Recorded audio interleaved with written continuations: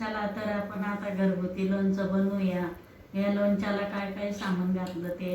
आणि आता हे बघा, 500 ग्राम गूळ घातला, 500 ग्राम डाळ घातली आणि 500 ग्राम मीठ घातलं आणि 10 ग्राम लवंग घातले, 10 ग्राम मिरे घातले आणि 50 ग्राम बडीशेप घातली, 50 ग्राम मेथी घातल्या.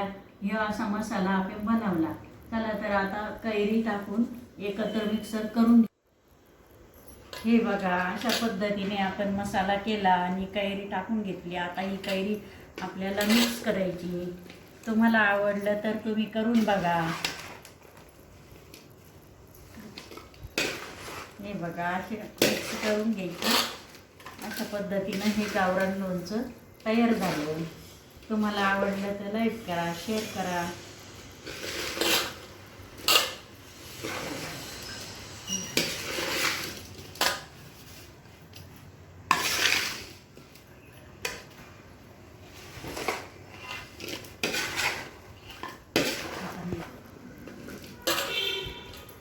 बघा, आता हे लोणचं मिक्स झालं आणि हे लोणच्याला बघा कलर आला.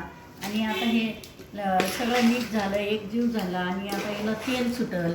आले हे तेल सुटल्यानंतर याला अजून छान कलर येईल आणि छान वाटतं. तुम्हाला कसं वाटतं? तुम्हाला आवडतं तर मला सांगा.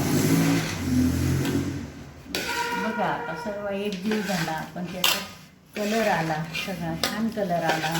आणि आता हे रात्रभर थंड होऊन द्यायचं आणि हे थंड झाल्यानंतर उद्या सकाळी बरणीत आपण भरायचं.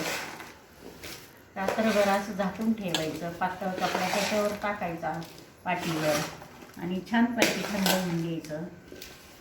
बघा, आता छान कलर आला, मिक्स झालं, सर्व एकजीव झाला.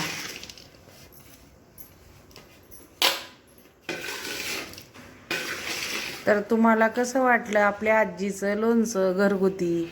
आवडलं असेल तर लाईक करा, शेअर करा, कमेंट करा आणि सबस्क्राईब करा. श्री स्वामी समर्थ.